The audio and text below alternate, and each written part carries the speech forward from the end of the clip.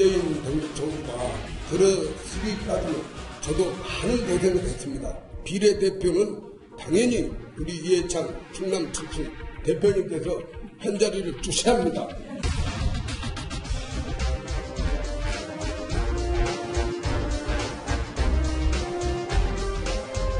대표님, 우리들 앞세워서 필요할 때는 부르고 그렇지 않으면 나 몰라 이것은 되지 않습니다.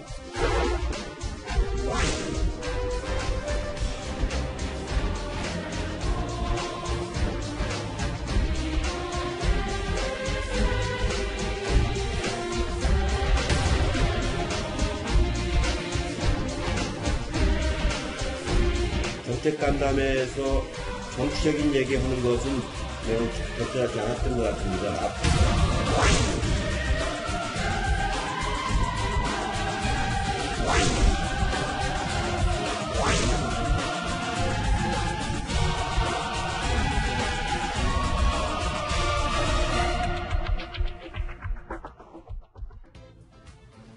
한국외식업중앙회장이 어제 더불어민주당의 공식 행사장에서 이해찬 대표에게 내년 총선에서 비례대표를 달라라는 돌발 발언을 해서 논란이 일파만파 커지고 있습니다.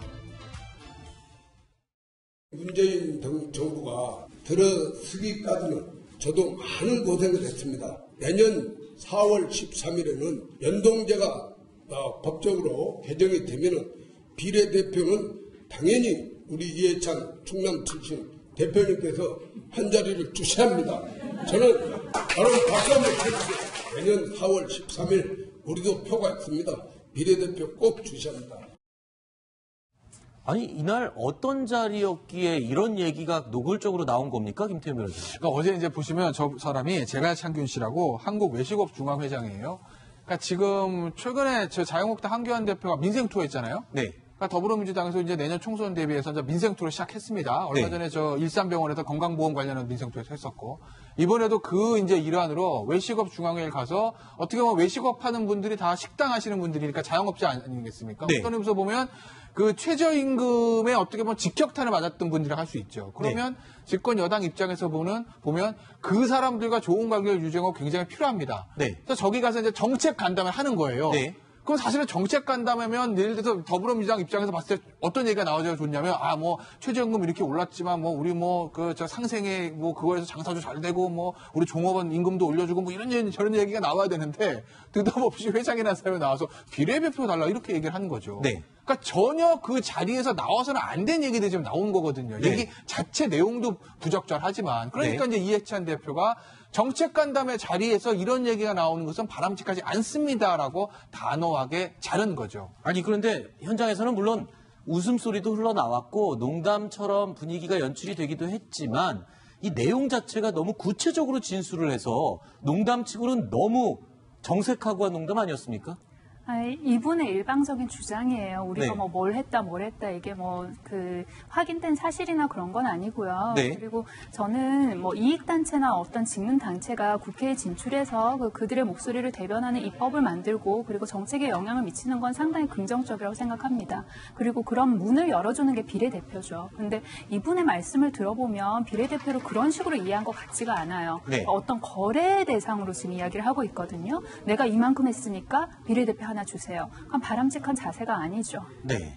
아니, 20만 진성당원을 모아줬다. 그리고 일간지에 1억 원어치 광고를 해줬다. 그리고 네. 심지어는 이번 재보궐선거 때 더불어민주당인가요? 누군가 하여튼 여권 쪽에 당선을 위해서 100명인가 사람이 열심히 뛰었다는 거 아닙니까? 그렇지만 지금 이 음식업 중앙회 같은 경우에는 선거운동을 전혀 정치적인 선거운동을 하지 못하도록 돼 있는 그런 곳인데 여기서 이제 집권 여당 쪽에 이제 당선을 위해서 선거 승리를 위해서 이렇게 열심히 자기 돈을 써가면서 1억이라는 돈을 써가면서 했다는 예를 들면 5대 일간제 1억 광고해줬다는 이 부분도 이렇게 자기들이 노골적으로 도와줬다라는 식으로 지금 주장을 하고 있는 이거 하나만 보더라도 지금 어느 정도 금품이 지금 사용된 거 아닙니까? 그리고 나서 그 대가로 내년에 비례대표 한 자리를 달라는 거니까 이건 굉장히 어떻게 보면 상당히 추악한 거래다 이건. 네. 그리고 이것은 좀 뭔가 진짜 실제로의 어떤 선거법 위반 혐의도 적용이 가능한 건가요? 예, 선거법 위반에 해당된다고 지금 야당 쪽에서 주장하고 그렇죠. 있는데요.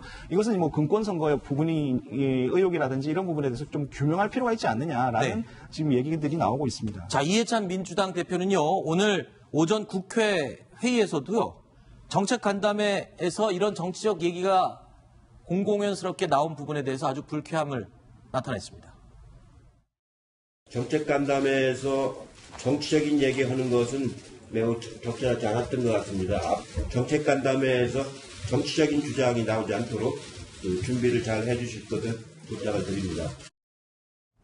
자, 박준 변호사님. 참. 이 문제에 발언을 했던 제갈창균 회장. 네. 나중에 문제가 되자 뭐 입장을 밝혔죠. 뭐라고 입장을 밝힌 겁니까? 본인이 이제 사실은 뭐 그렇게 한 적은 없고 진짜로 공천 달라는 것보다는 좀 신경을 써달라 뭐 그런 식으로 이제 얘기를 했는데 투정을 부린 것이다. 네. 이렇게 얘기를 했네요. 이거 자체도 문제죠. 무슨 생각 없이 저기서 저런 얘기를 하는지 본인이 뭔가 실정법 위반했다고 자백하는 상황이 될 수도 있는 거거든요. 네.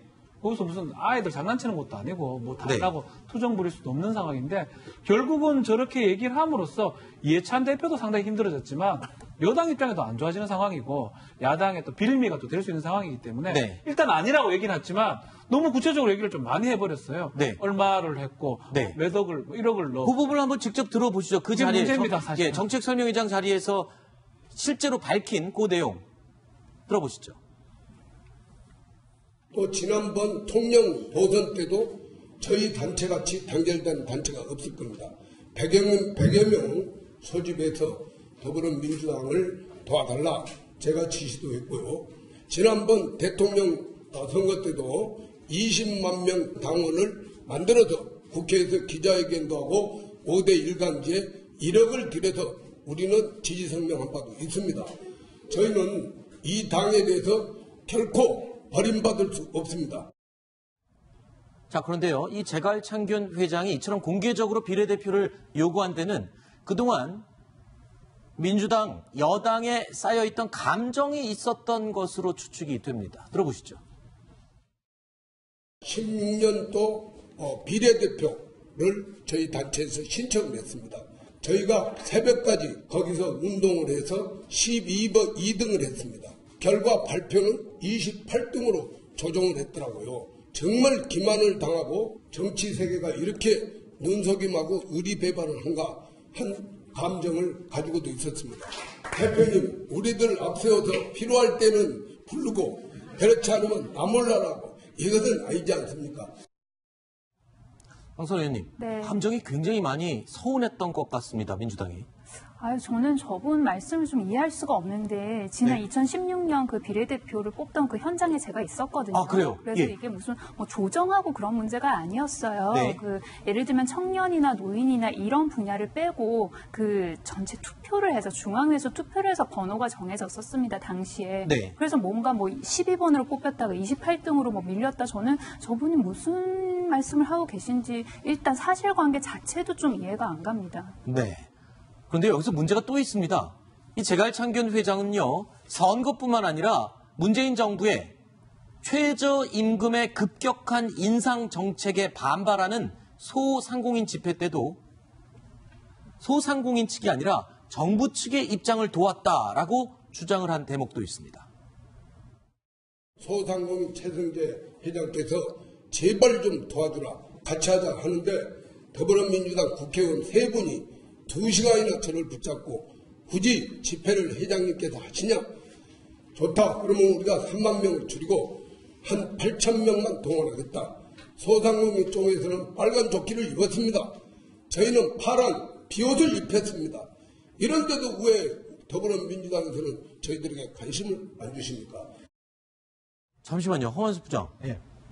외식업 중앙회장이면은 식당 하시는 소상공인들을 대표하는 자리 아닌가요? 그런데 지금 소상공인들의 인원을 줄이고 집회 나오지 못하게 줄이고 그리고 오히려 정부 쪽의 입장을 들었다고 자랑을 하고 있는 거잖아요. 예, 자기들 그 회원들의 여기 어떤 이익단체 아닌가요? 이익을 원래? 대변하는 게 해야 되는데 내심 그렇게 하는 게 맞는데 그것을 갖다가 이제 자기 마음을 양심을 속이고 어떻게 보면 반제 대목까지는 아니지만 여권이 원하는 방향대로 그렇게 그 시위를 해줬다는 거 아닙니까? 네. 그리고 나서 그걸 또 논리적으로 연결을 시키는 것이 이렇게까지 했는데 우리를 갖다 이렇게 내치고 나 몰라라 하고 그리고 나서 이제 하느냐 그래서 내년에 그 비례대표 한 자리 줘야 되는 거 아니냐라고 얘기합니다. 연동제라고 이제 재갈창균 중앙회장이 얘기를 하는데 그것은 아마 연동형 비례대표제를 의미하는 것 같은데요. 결국 이런 논란 때문에 결국 연동형 비례대표제를 포함해서 비례대표 국회의원 이게 전부 이렇게 거래하고 막 이러니까 이거 진짜 없애고 국민들이 직접 뽑아야 되는 거 아니냐라는 지금 목소리가 좀 커질 수도 있는 그런 상황입니다. 네. 박지원 변호사님. 네. 물론 이번 사안을 두고 직접적으로 언급한 내용은 아니지만 네. 박수현 국회의장 비서실장 이런 말을 했습니다. 솔직히 많이 지쳤습니다. 사람의 아픔이 담긴 민원보다 욕심만 가득 담긴 청탁들에 토할 것만 같다. 이건지는 모르지만 시점은 뭐 비슷하죠. 뭐 본인도 국회의원도 했고 네. 대변인도 했고 선거에도 나갔지 않았습니까? 국회의원들이 사실은 민원 같은 걸 많이 받습니다. 당직자라면 받는데 그 민원이 지금 이런 거라는 거예요. 민원이 아니고 정말 욕심이 가득한 거기 때문에 받기가 어렵다. 아마도 지금 재갈창균 회장이 얘기했던 거 하고 완전 맞아 떨어지는 상황이 아닌가. 네. 설사 그렇다고 하더라도 저기서 저 얘기를 한다면 저게 무슨 말이 됩니까? 정책 간담회인데요. 알겠습니다. 자칫 국민들에게 비례대표가 어떤 건지 오인하게 될까봐 그게 걱정됩니다. 그러니까 당에 어떤 도움을 주면 당연히 받을 수 있는 아까 말씀하신 대로 거래의 대상이 되는 게 비례대표제다. 이렇게 오인이 될 것이 참 우려스러운 그런 상황이었죠.